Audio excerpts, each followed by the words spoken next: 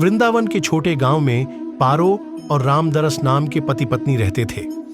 वह दोनों आंखों से देख नहीं पाते थे और हर रोज भिक्षा मांगकर ही अपना जीवन व्यतीत करते थे। दोनों श्री कृष्ण की भक्ति किया करते थे। भोजन से पहले वह उस भोजन का प्रसाद लगा दिया करते थे। उस प्रसाद को अपने भोजन के पात्र में थोड़ा सा मिलाकर बाकी किसी दूसरे गरीब को खाने को दिया करते थे।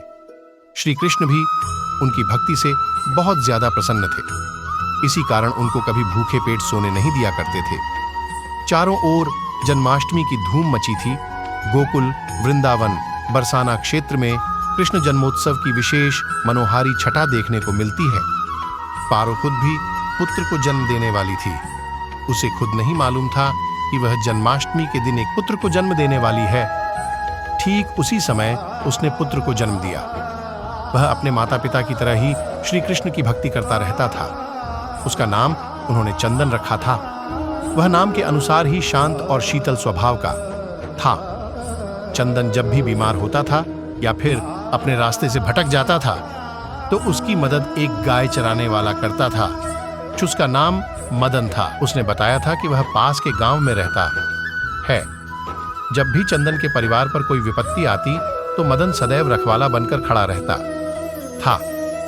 चंदन जब बड़ा हुआ तो वह मदन के गांव में जाकर मदद को खोजने लगा और जैसे ही वह गांव पहुंचा उसने मदन के बारे में पूछा तो लोगों ने बताया कि यहाँ कोई मदर नाम का व्यक्ति नहीं रहता है। उसके बाद चंदन ने इस रहस्य का पता लगाने का मन बना लिया। चंदन उसे ढूंढता रहा परंतु उसे मदन ना मिला। फिर एक बार चंदन की मां को बहुत ज्यादा बुखार हो गया था। वह लगभग मरने वाली थी। तब मदन उसके घर सहायता के लिए आया और शाम होते ही अपने गांव की ओर लौटने लगा। उस समय चंदन उसका पीछा कर रहा था और चोरी चोरी दूर से उसे देख रहा था। आज मदन वहां पर मौजूद एक मंदिर के अंदर दाखिल हो गया।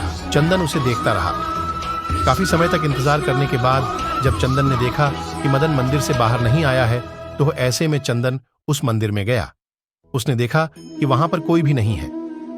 वह अदृश्य हो गया था। वहां पर केवल भगवान श्री कृष्ण जी की मूर्ति थी।